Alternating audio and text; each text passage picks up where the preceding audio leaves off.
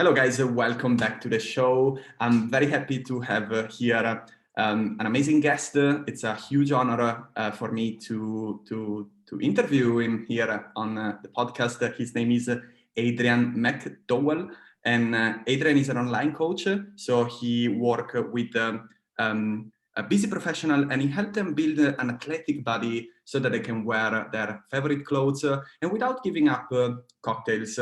And their favorite food. So, hi Adrian, how are you today? Fran, man. Great to catch up with you. Love the intro, man. Something I can definitely relate to myself.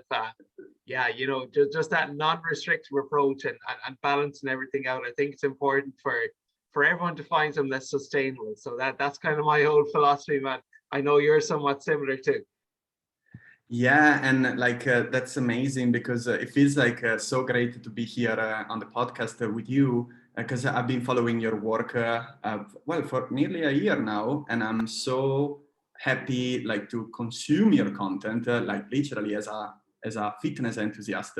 So I love to dig a little bit deeper in your work and what you do. But first, I love to know a little bit more about yourself.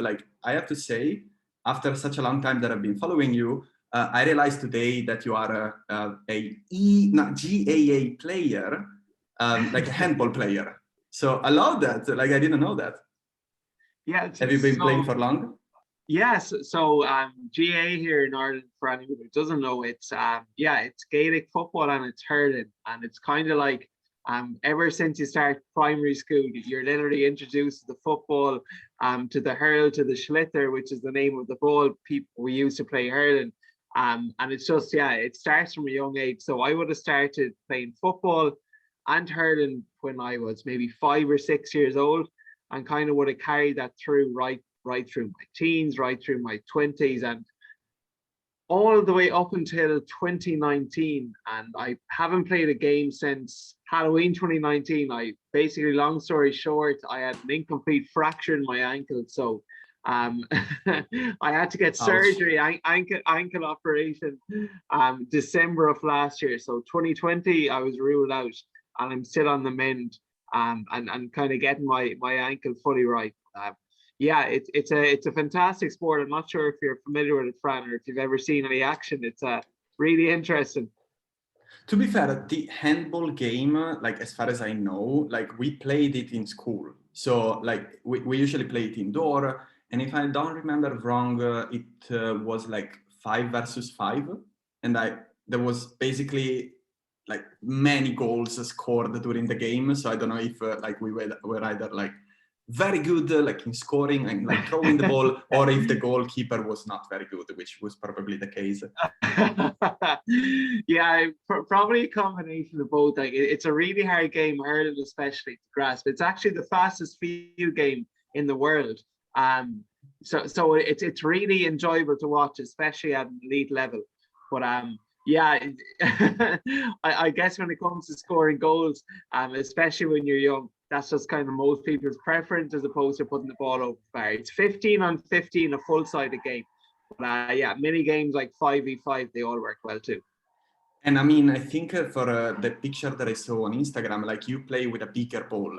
Our ball was literally the one that we play indoor in handball. I mean, I think it's a different federation, perhaps different rules. The one that you play outdoor, right? With the grass on the pitch. Yes, exactly.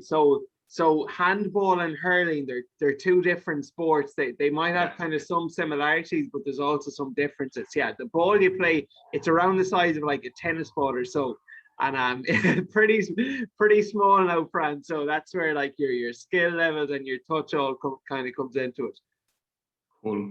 Cool. Yeah, and I remember we were playing for I don't know, an hour, and matches used to finish 12 to 35, and there was just keep goal and over and over and over. Is it the same in handball? Do you usually, even at elite level, do the matches finish with such a high score? So the only difference between, we'll say, club level and then there's county level. So county level is the highest standard, club level is the level below that. And for senior club level, games are 30 minutes per half, so 60 minutes altogether. whereas for county level, it's 2:35 minutes. So it's just an extra 10 minutes really. The difference between club and county. So yeah, like that's kind of the way it goes. 15v15, 10-minute break at halftime or so, and then you get back at it again. Cool. Cool. Great to talk about that. And you know, Adrian, of course, I love to talk about your work a little bit more. So like when it comes to like what you do, you can tell like you preach a lot about flexible dieting.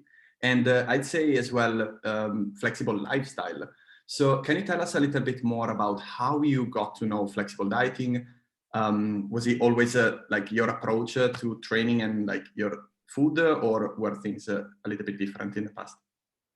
Yeah, like my mindset's kind of changed over this a lot even in the past. So no, like I guess starting out when I would have started training, back around 2013 or so, you know, I would have got assistance from a coach in a gym that I first signed up, and just kind of fell in love with the gym ever since then. You know, as you fall in love, as you start seeing results, you know, you just get really, really into it.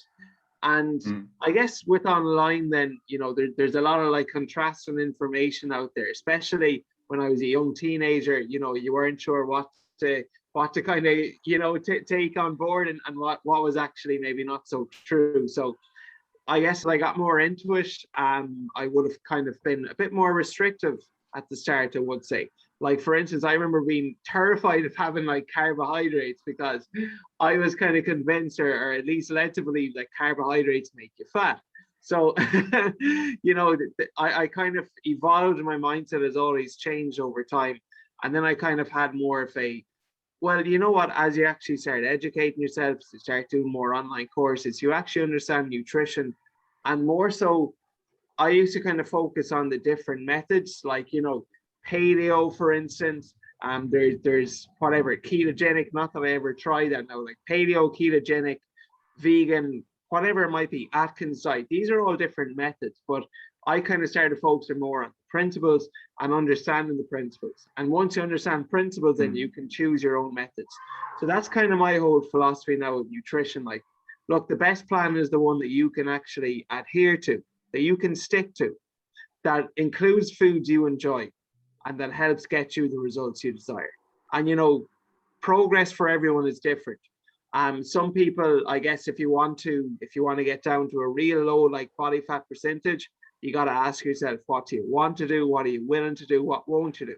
But if you just kind of want to, you know, look good without necessarily get shredded or anything, there's always, like, I guess, there's always a cost of kind of getting lean. So it comes down to, like, every individual and what they actually want to achieve. Because a lot of people, you know, they don't want that, like, that 9 or 8% body fat where you got to be so restrictive, count every calorie, weigh everything out.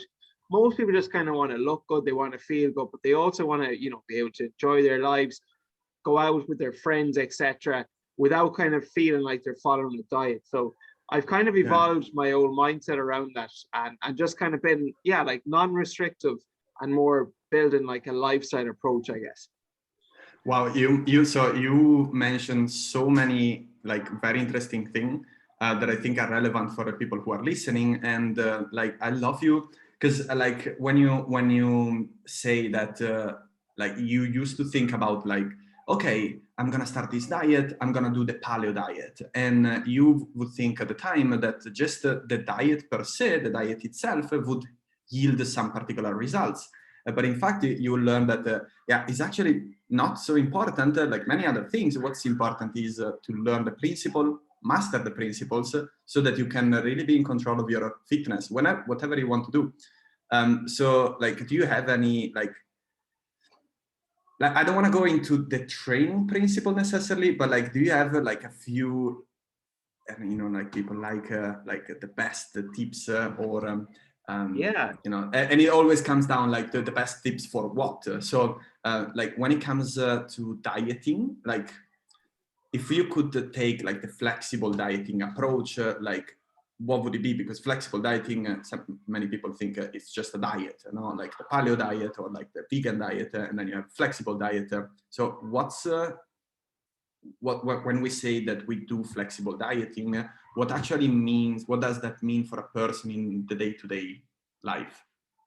Yeah, so I guess first of all, like with flexible dieting. So here's the thing, like I just feel like it's kind of gone from one extreme to the other, and people kind of misinterpret it as, you know, okay, yeah, so my calorie target is 2,000. So, you know, if I just make that up of a 1,500 McDonald's plus some dessert, there's 2,000 calories. That's flexible dieting. Like I think it's like everything, the answer lies somewhere in the middle. And with flexible dieting, while no foods are off limits, it doesn't mean there aren't limits.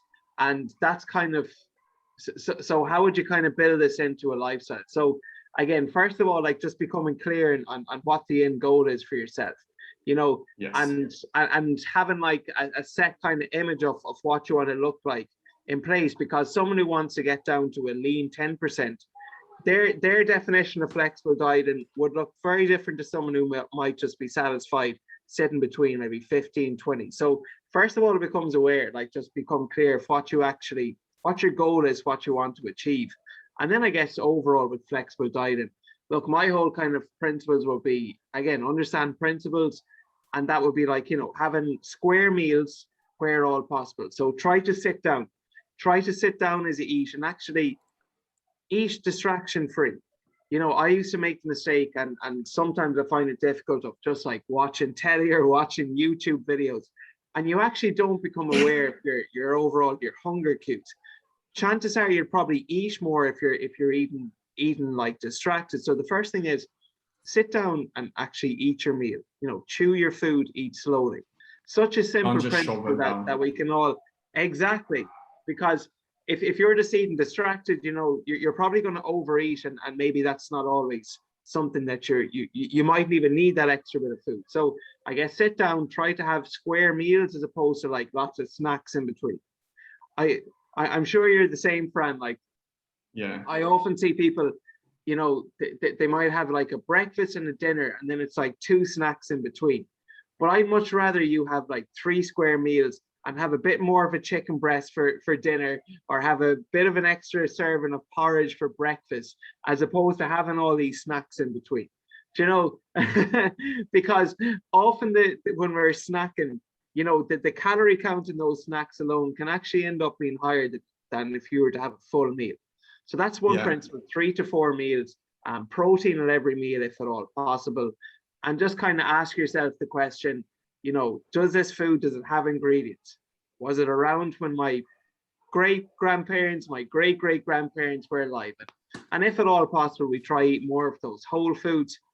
And then that's where the bit of flexibility then comes in. You know, if we're doing that 80%, 90% of the time, it's then the other 10 or 20% where you can include, you know, the likes of your favorite treats, whatever that looks like for you. Yeah, I totally relate. I can totally relate to what you said. Specifically in regards to snacking, because I think like we can just dig a little bit deeper into this, because like you mentioned earlier, like about different goals, and we can all like bring our muscle in particular and body fat or whatever, our performance to a moderate or very good level, right? We can even decide to compete at some point, but most people don't want to compete. I mean, we're talking about the people who are listening to this podcast, but I think like in general, people do like train without like particular performance in mind. Some people do. And whether if you want to compete or not, you still want to achieve a certain goal. Like the thing I receive a lot is people who say, hey, Francesco, I want to bring my body fat down, but I don't want to be a bodybuilder. So in that case, like flexible dieting can support, but it can also play in like not in our favor, because then sometimes that brings the person to be too flexible with the approach, and like sometimes that lead to overeating. So how do you suggest that when a person doesn't have a specific like competition goal, but he still want to improve his body composition, so have more muscle and less fat. Would you say that flexible dieting is still good? And if so, with which differences, how can we make sure that we can still progress, but having a little bit of flexibility? Yeah, like no, I think it is. I think flexible, like, and just kind of being non-restrictive. Look, it's the way forward. Like in general, you know, it shouldn't feel like a diet if you're kind of doing it right. Like genuinely, the goal should always be to like ask yourself, can you follow this for the rest of your life? And you know, a lot of these kind of challenges of 7-day detoxes or 28-day, whatever it might be, a metabolic reboot, like they just teach you to get results in the short term, and they kind of promise some kind of end goal. But you know, you got to ask yourself, like, is this sustainable? So someone who just kind of wants to look good, they want to feel good without necessarily kind of having that overall restrictive approach. Like what I just, you know, I guess it comes down to principles again. So, you know, with the help of a coach like yourself, Fran, or myself, you know, first of all, being aware of just what your overall caloric intake should look like. You know, what's a range of calories? And let's just say, for instance, 2,000 calories. And this guy, he wants to look good, he wants to feel good, but he also kind of wants to enjoy himself too. Again, depending on what he wants to do and what he's willing to do, what won't he do, you can come up with a plan. So for instance, okay, this guy likes to train in the gym 4 times a week, but also wants to go out at the weekend. Okay, so here's what we're going to do. So Monday through Friday, you know, we're going to try bank maybe an extra 100, 200 calories and save those in for the weekend. So you might have like 20% of your calories are from your kind of favorite treats and so on. And then the other 80%, that's where we're getting in real foods with no ingredients that look exactly, that you can recognize what they were, what they used to be, that don't come in packaging. So I guess that's kind of my overall approach. Let's just say that 80-20 principle, you know. So in this context, 2,000 calories, it's your range.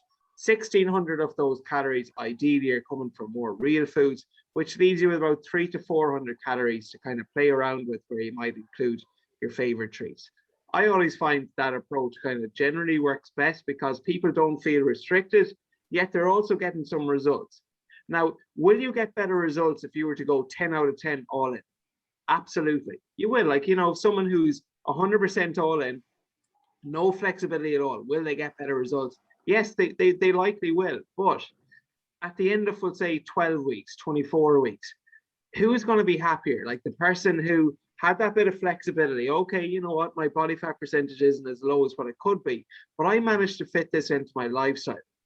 Versus the person who felt, okay, yeah, at the end of 12 weeks, I got fantastic results, but you know what? I also feel like I was in prison and I didn't enjoy myself at all. So, Yeah. you know, that's where that kind of balance comes in there.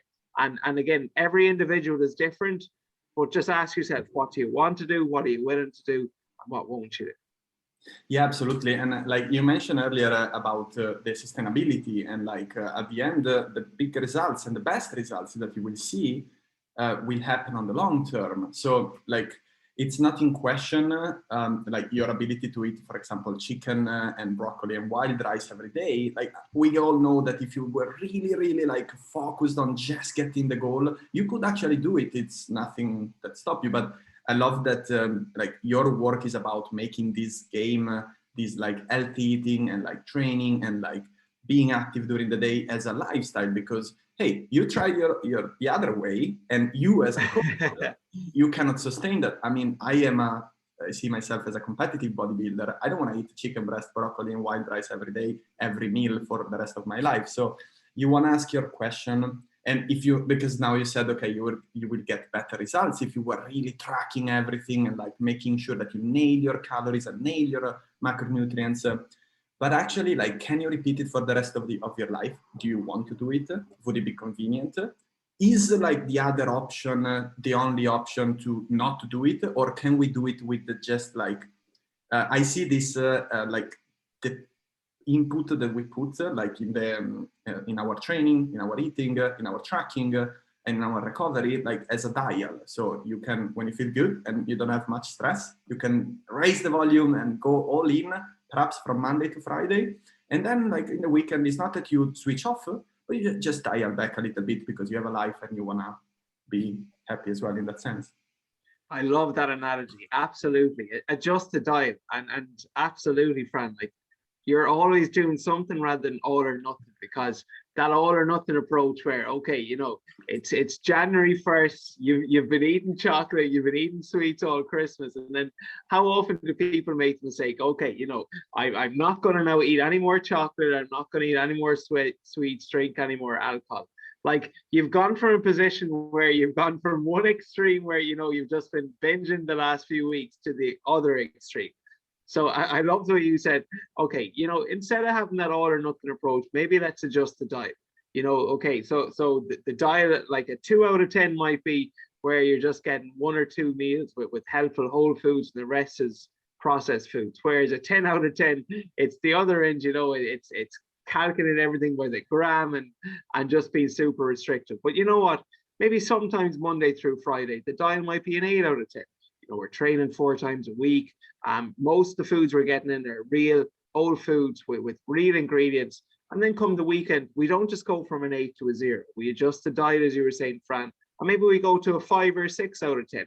We're still mostly, getting in some real foods. We're trying to get out for some walks, etc. But you know what? If we're going out with our friends or meeting up with someone at a restaurant, we're not kind of feeling guilty of having maybe a bit extra, or having something that isn't always on the menu Monday through Friday. So I love that analogy, man. Adjust the diet. Absolutely, it's what it's all about.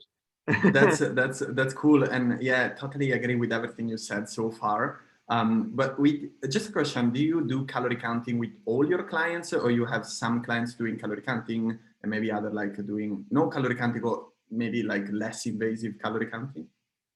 Yeah, so I think it really depends on the individual again.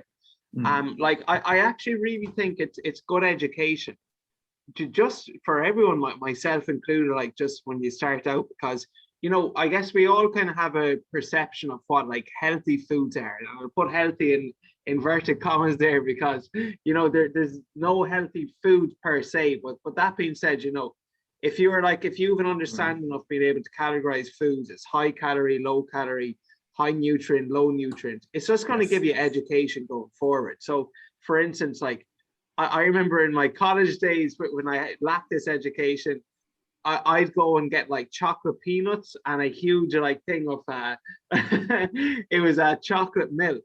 And chocolate peanuts alone, like I was taking in about 600 calories there.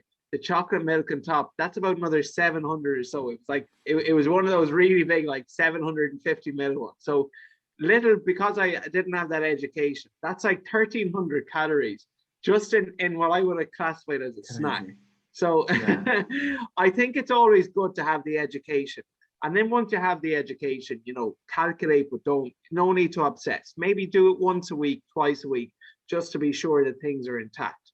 And then from there, if you really kind of want to dial in, or if you're wondering if your progress is stalling, maybe you might go back to tracking a bit more consistently. But if you're happy enough the way things are going, if you're eating roughly the same time with the same quantities, there's probably not a whole need to track every single day.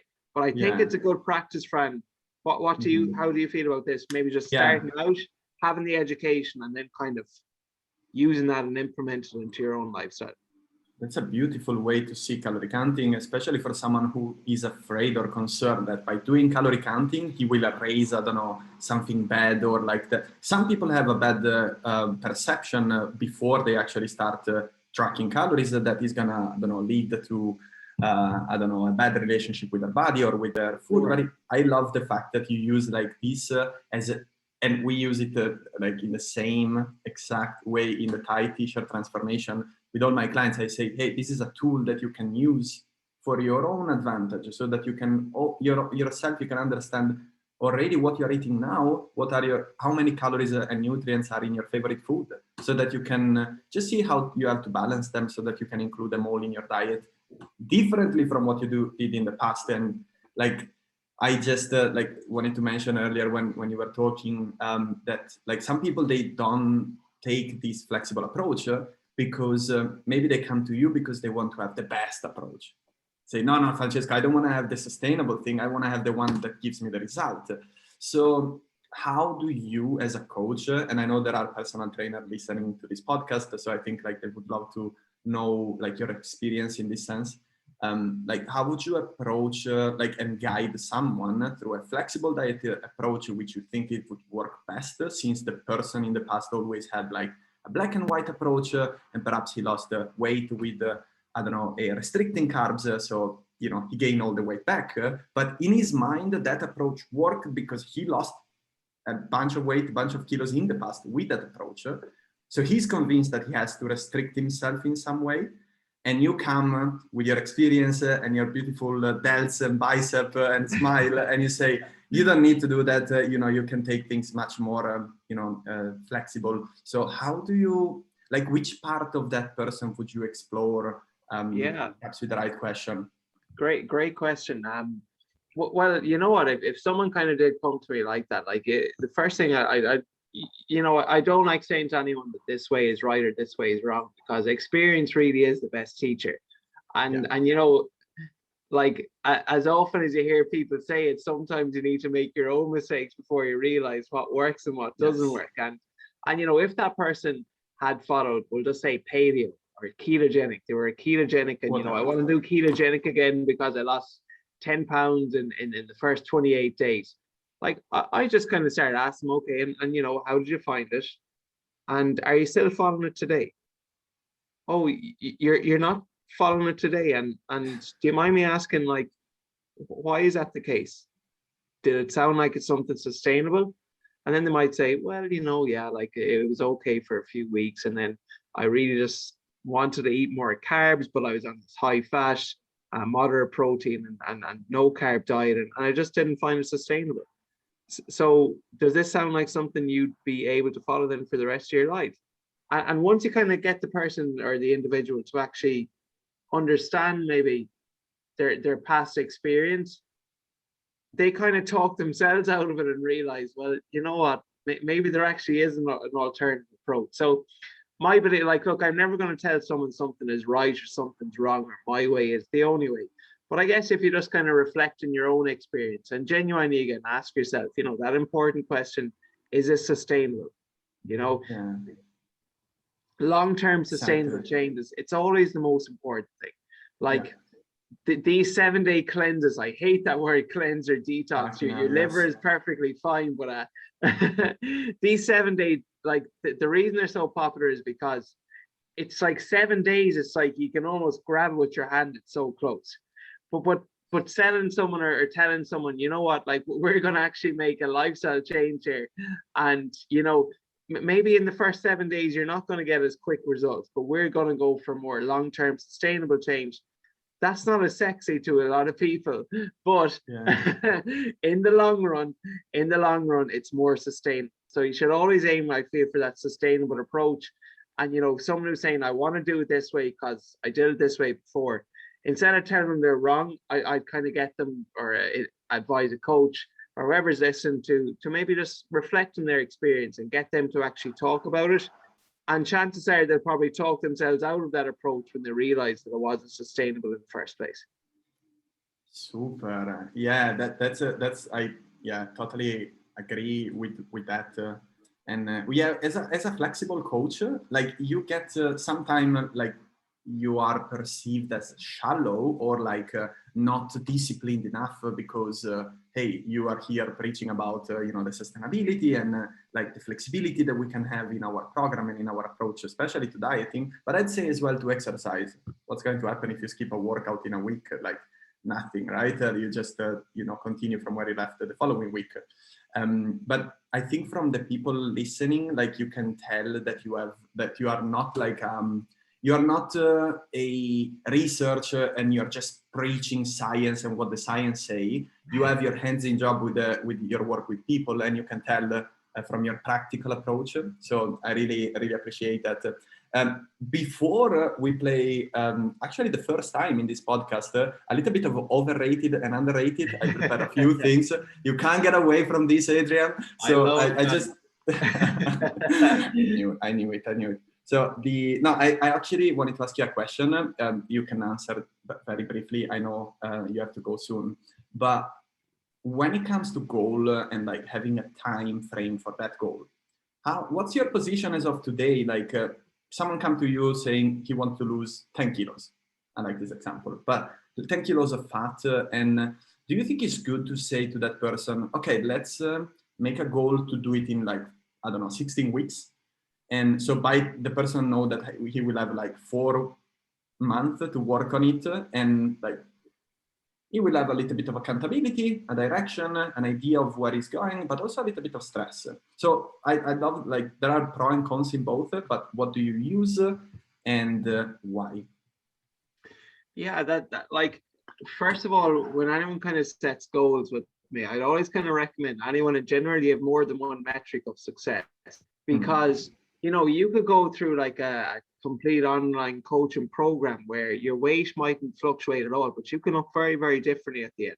You know, so I think first of all, it's important to have different metrics of success. And fair enough, okay, the scale might be one.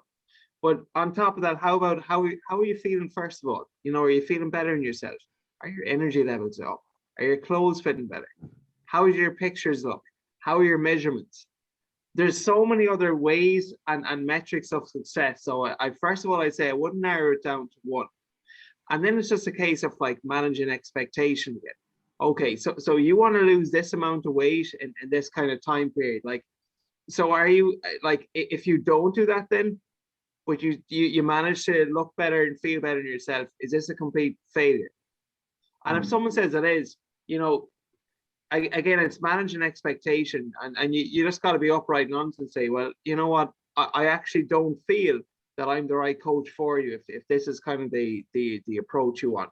However, if you are kind of looking for more sustainable changes, if you are, you know, if you don't want to go to prison for the next 12 weeks, if you want to enjoy your life, if you want to find this somewhat maintainable, look better in yourself, feel better in your clothes, increase your energy levels, you know, that 10 kilos might be a bit audacious in 16 weeks, but you know what, we're going to aim for maybe 0.5 kilos a week or 0.3 kilos a week.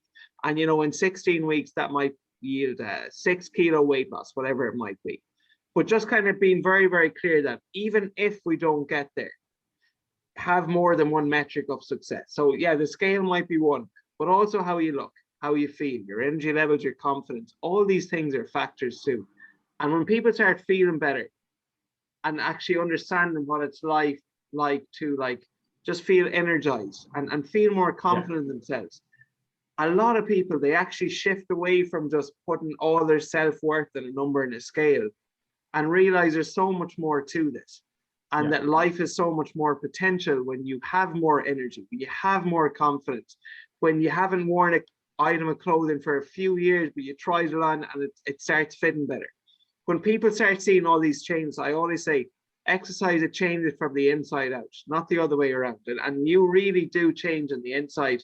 And as you change on the inside, that's where the out, you know, what people can see of your physical appearance, that's where all of that kind of comes into it. But it actually starts with the inside and it builds its way outward. And that's kind of the way I'd approach that situation, Fran. Yeah, I really like it. Yeah, absolutely, totally agree with that. I think like probably like the interesting, like to me, like the most interesting part is that you have like two ways. Like one, it's eliminate something, either reduce the calories or like take away a food group or a particular like food choice, or you can focus on adding. So you're adding movement, you're adding protein, you're adding nutrients, you're adding sleep, you're adding like recovery techniques, and like all this, it might take a bit more time. It might be less cool, but yeah, it definitely hold the best results on the long term. And very like important as well, it makes the people stick to it and have fun and not like ruining their health and mental health or their relationship with food and their body. So I really, yeah, I'm very happy that you actually are preaching like a flexible dieting approach, and you do it very well. So yeah, I think we're on par there, man. Yeah, we very, very similar training, nutrition, and everything in between philosophies, Fran. That's so cool. Cool. Are you ready to play a little bit of overrated versus underrated? Oh, I love it, man. Let's hear it. Hit me up. Okay. So we've got traditional deadlift. So, So you can only answer overrated or underrated. That's it. There's no can way I out. even can I explain my answer, or does it just have to be one? It has to be very briefly. Okay, we'll do brief. Do you know what I'm going to say for the traditional deadlift? I'm still going to say underrated. I genuinely believe it. It's a fantastic overall movement, not just for building your legs, building your back, building that whole posterior chain. So I'm going to say underrated overall if executed properly. Nice. Calorie counting.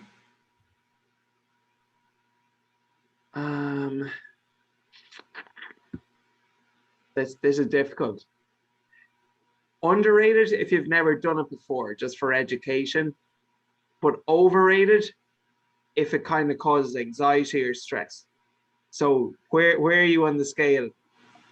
And then decide adequately. Yeah, these are tough ones, man. Cool. Yeah. No, thanks. Hip thrust. Hip thrusts. I think they're.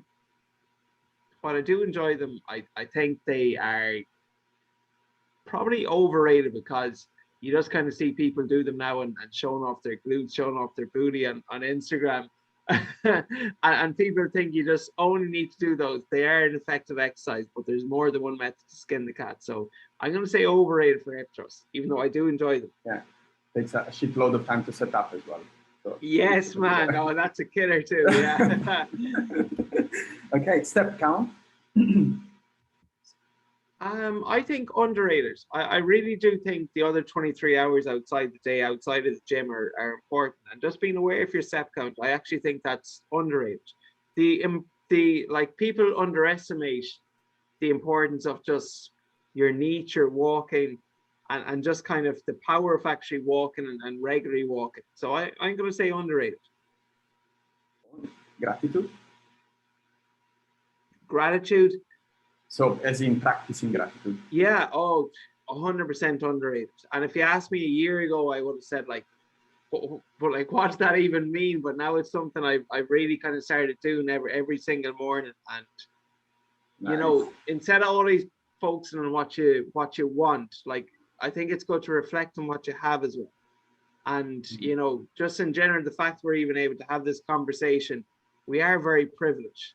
There's a lot more people that are worse off than. So I think just being grateful, 100% underrated. Yeah, I love it. So we go towards the last four. Online coaching. So maybe a bit of bias here. I'm going to say underrated because I feel people are kind of their biggest thing with online versus in person is the fact that they kind of need someone there. But I kind of question that. And, you know, when you're kind of told you have to be there at a certain time at a certain location, you know, every like life gets in the way and sometimes your schedule kind of get messed up and you're putting yourself under pressure saying, oh, I missed my slot. Can we reschedule? Whereas I feel online coaching, still with the help of a coach, you have that accountability, you have that guidance. Your form, you know, if you want to send some videos of your technique, you still have all that technique analysis, but you also have the flexibility of fitting it into your own schedule. So you're not tied down to 7 p.m.